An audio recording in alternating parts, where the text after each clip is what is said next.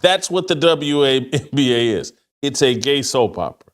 And we just had the star character, Caitlin Clark, not get along with one of the, fill-in or extra characters or, secondary characters in the WNBA. DeWanna Bonner, a 6-time All-Star, 14-year veteran.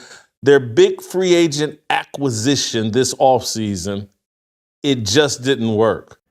So yeah, DeWanna Bonner's gone.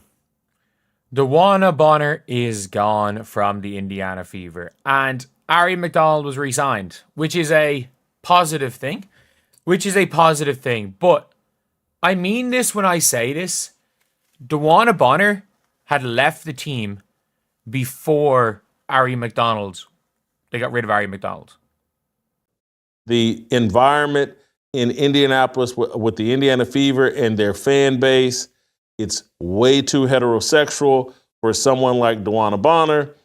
They play a style and a pace that doesn't fit DeWanna Bonner. DeWanna Bonner got benched. She's their big free agent acquisition. She starts out the season horrendously. Can't score, can't contribute, and they end up benching DeWanna Bonner after 3 games. Their big free agent acquisition, who played the year before with Stephanie White. It's a tough one. It's a really tough one all around. And for the Fever fans, it's tough. And this could be the situation that is causing Caitlin to struggle. This could be the situation that is causing Caitlin to struggle. And yeah, it is a tough one. It's a tough one all around because she was their vet. She was meant to be their leader. She was meant to help them win a championship. And yeah, it's a pity. I wish DeWanna Bonner worked out, but she didn't. And all I'm going to say is, for quitting on this team, good riddance. And I hope you quit on the Mercury too. So anyway, I'll see you guys. She didn't just walk away. She walked out in the middle of the storm and set her entire reputation on fire. Dana Bonner was brought in to be the steady hand, the veteran voice, the leader that Caitlin Clark and the Indiana Fever could lean on through the chaos of a media circus and a high-pressure season. Instead, she quit. Abruptly, mid-season, no injury, no scandal, just gone. At first, the announcement felt clean, polite, professional. The Fever granted her request to part ways. She issued a short thank you, said the fit wasn't right, and wished the team well. But within hours, that carefully worded exit unraveled. What really happened wasn't a mutual parting. It was a calculated betrayal. A veteran walking away from her team, abandoning a locker room full of rookies, and most shockingly, leaving Caitlin Clark, the most scrutinized rookie in league history, completely alone in the fire. And then came the silence. Not a single team in the WNBA claimed her, a 3-time All-Star, blacklisted, ignored, rejected. That's when the truth came out. She hadn't just quit, she was trying to control the system, quietly calling other teams, telling them not to claim her, planning to force her way to just one team, the Phoenix Mercury, a power play, a bold move, and a complete disaster. She lost over $120,000. She lost the respect of the league, and she may have just destroyed her own legacy in front of everyone. This is the story of how Dana Bonner tried to play the game and got played herself, announcing that Dana Bonner had requested a contract divorce. In it, Bonner thanked the organization for the opportunity. It sounded mature, professional, even graceful. To the casual fan, it looked like a mutual decision. 2 parties shaking hands and going their separate ways. No hard feelings, no drama. Just a veteran making a tough call late in her career. But that wasn't the full story. Behind the press release, something didn't add up. Bonner had been brought in as a foundational piece, someone with championship experience who could anchor a young roster going through the growing pains of a rebuild. And most importantly, she was supposed to be Caitlin Clark's mentor, her guide, her protector. walking away just weeks into the season with no warning, no injury, and no clear explanation. That wasn't normal. That wasn't expected. And it definitely wasn't just a bad fit. The official story said it was mutual. The silence from the locker room said otherwise. Behind closed doors, the reaction was anything but calm. Dana Bonner's departure didn't just leave a gap on the stat sheet. It sent a shockwave through the Indiana Fever locker room. This wasn't just a veteran walking away. It was a mentor, disappearing overnight right when the pressure was at its peak. Players were blindsided. Coaches were scrambling, and the youngest roster in the league was left to navigate a media frenzy without its most experienced voice. Make no mistake, Bonner was supposed to be the stabilizer, brought in not just for her skills, but for her presence. For rookies trying to adjust to the relentless spotlight surrounding Caitlin Clark, Bonner was the buffer, the voice of calm in the chaos. And she knew it, which is what made her exit feel personal. According to team insiders, this wasn't a situation where tensions had built over time. There were no major conflicts, no public disputes. One day, she was there. The next, she was gone. And that suddenness left the locker room in shock. Worse, it left Caitlin Clark exposed. The rookie phenom was already carrying the weight of the league's expectations, facing nightly double teams on the court and relentless media pressure off of it. Bonner was supposed to ease that burden. Instead, she added to it. And when other players looked around for guidance, no one stepped up, because the one player who should have the veteran they were counting on had just shown them that when things get uncomfortable, you can pack up and leave. That kind of message doesn't go unnoticed in a professional locker room. It creates doubt. It chips away at trust. And for a young team trying to build a culture, it's toxic. Bonner didn't just leave the Fever, she left a leadership vacuum. And that, more than any stat or headline, was the moment the damage truly began. The moment Dana Bonner's contract was officially terminated.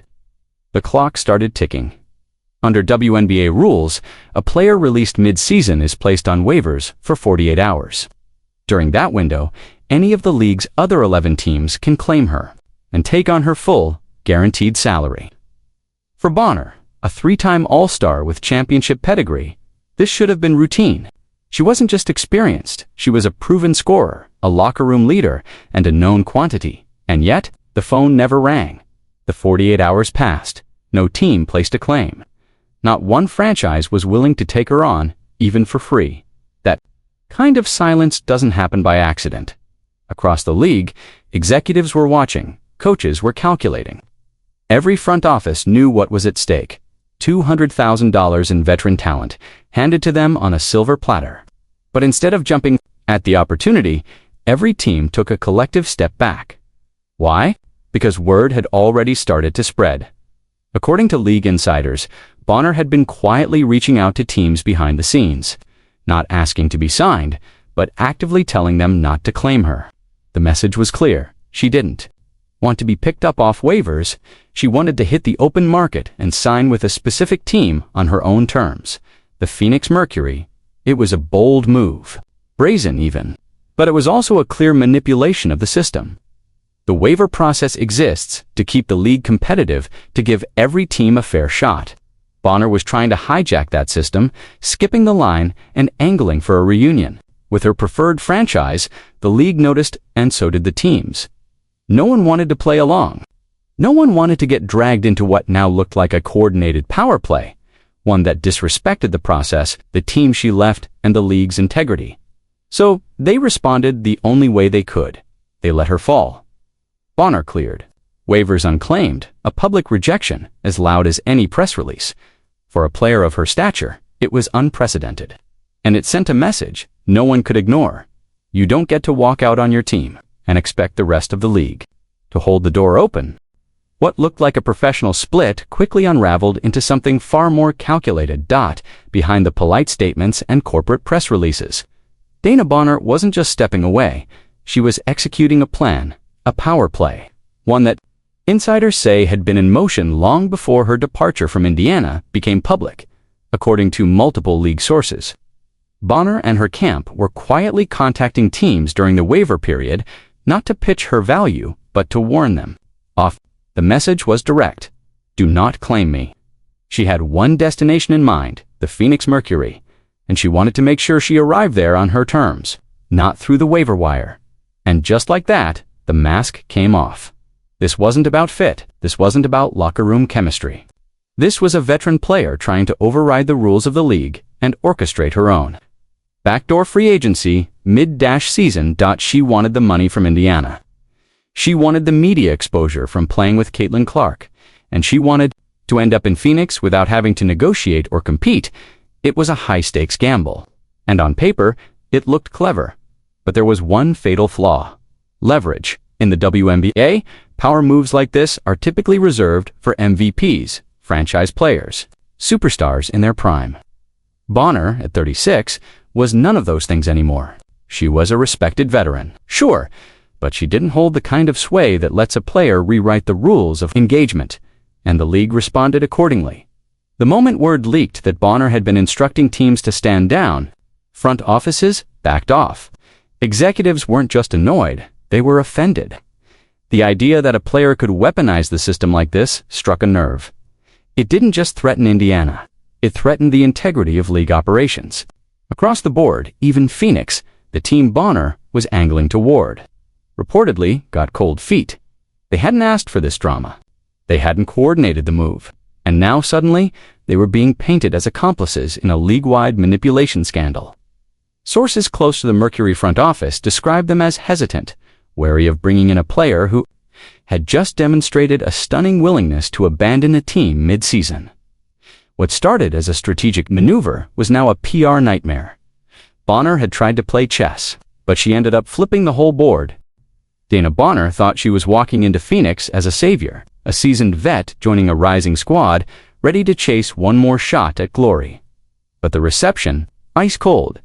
Despite her elaborate effort to force a reunion with the Mercury, the team wasn't exactly rolling out the red carpet. Sources close to the organization say the front office was blindsided by the drama she'd created, and deeply uneasy about the message her arrival would send. This was a team finally finding its rhythm. A young, hungry group was buying into the system, playing hard, and building something real. Chemistry was growing, energy was high. And then suddenly, here comes a veteran who just quit on her previous team mid-season, expecting to be handed a leadership role like nothing had happened. From the outside, it looked like Bonner was the missing piece. But inside that locker room, there were quiet conversations, players questioning what kind of teammate walks out the second things get uncomfortable, coaches asking whether the risk was worth the reward, and that's when karma hit. Bonner didn't just forfeit over $120,000 in salary by clearing waivers. She walked into a situation where trust had already been shattered. Her name wasn't spoken with excitement, it was whispered with caution. Even the coaching staff, who might have once welcomed her with open arms, now saw her as a gamble, a disruptor. She burned bridges to get to Phoenix, but when she finally arrived, there wasn't much left to stand on. What she thought would be a triumphant return had become an awkward reunion. Instead of being seen as a veteran presence, she was the cautionary tale, a reminder that no one, no matter how respected or decorated, is bigger than the team. And just like that, the empire she thought she was walking back into felt like unfamiliar ground. For all the headlines and controversy, one brutal reality sits at the center of Dana Bonner's unraveling. She lost a staggering amount of money voluntarily. When Bonner requested to leave the Indiana Fever, she was walking away from a guaranteed $200,000 contract that's locked money fully secured for the season, no matter how the team performed or how the story unfolded. But once she cleared waivers unclaimed, that money evaporated. Gone. Her calculated move to land in Phoenix didn't just torch relationships, torched her bank account. The Mercury could only offer a prorated veteran minimum around $80,000 for the remainder of the season. Simple math reveals the damage. A $120,000 pay cut, all self-inflicted. And here's what makes it worse. This wasn't an injury. This wasn't a suspension. This wasn't a trade that blindsided her. This was a choice. Dana Bonner bet everything on her ability to manipulate the system and control her landing spot. And in doing so, she lost more money in a single decision than some players make in multiple seasons. She believed her name still held enough weight to override the rules. She believed she could outplay the league itself, but the league didn't. Blinkened, her strategy backfired in spectacular fashion. This wasn't a tough financial hit. It was a career-altering financial disaster, one she walked into with her eyes wide open. Because in her mind, the headlines, the legacy, and the destination were all worth it. But all she proved was that pride is expensive, and sometimes it costs more than anyone expects. In sports, when a respected veteran gets pushed out or makes a controversial move, there's usually a wave of support teammates, peers, former coaches stepping in with statements like, "She gave everything," or "She deserved better." But when Dana Bonner walked away from the Indiana Fever, the silence was deafening. Not a single player past or present stood up for her. No cryptic tweets, no Instagram posts, no subtle nods of solidarity from fellow veterans. Nothing. And that kind of silence, it says more than any official statement ever could. This wasn't just a front office issue.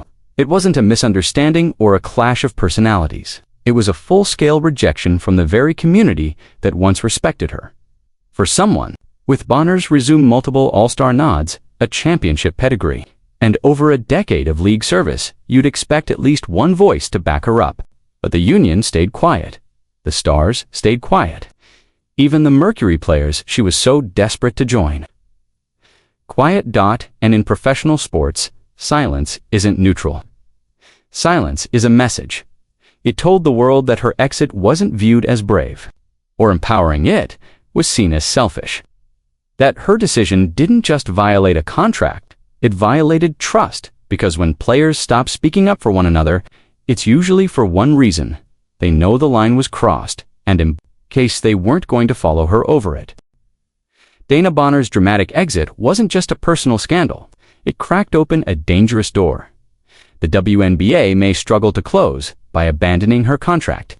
Mid-season and attempting to handpick her next destination, Bonner didn't just defy a team, she undermined the very structure the league depends on. Contracts, commitments, roster-building strategies, all of it relies on a shared understanding that players and teams honor their deals. If one veteran can walk away and attempt to game the system with no immediate consequence, what's to stop others from doing the same? Small market teams like Indiana can't afford that chaos. They don't have the glitz or endorsement pull of bigger franchises. What they do have is time, development, and trust that when they invest in a player, that player stays. Bonner shattered that trust worse. She did it at a moment when the league is finally gaining momentum, bigger audiences, primetime coverage, surging fan bases. But scandals like this send the opposite message to potential investors and new viewers. They raise doubts. Is this league stable? Are contracts worth anything? Can teams build for the future without fear of sudden exits? Bonner didn't just make headlines, she handed the WNBA a crisis. Because if players see her move and think, "I can do that too," the league could quickly spiral into a culture of entitlement where personal preference trumps professionalism. And if that happens, it won't just be one team or one season that suffers, it'll be the entire league. Dana Bonner didn't just leave a team, she scorched her legacy on the way out. Once celebrated as a fierce competitor, a champion, and a mentor to the next generation, she's now remembered as the player who walked out when her team needed her most. She had a chance to shape a historic season alongside Caitlin Clark, to guide a young roster through one of the most hyper-sure campaigns the WNBA has ever seen. Instead, she chose chaos, abandoning her contract, manipulating the system, and trying to bend the league to her will. But instead of power, she found silence. Instead of respect, rejection.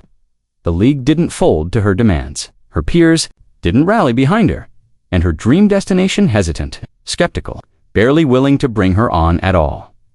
The fallout was brutal. Over $120,000 lost, a scarred reputation, and a career that may never fully recover. Worse still, she cast a shadow over a moment that was supposed to shine. While Caitlin Clark was ushering in a new era of attention and excitement, Bonner was quietly unraveling the professional standards holding it all together. This wasn't empowerment.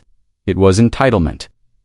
And the line she crossed wasn't just about contracts, it was about loyalty, leadership, and legacy. In trying to control the game, Dana Bonner lost it entirely, and the story she'd be remembered for, is the one where she quit.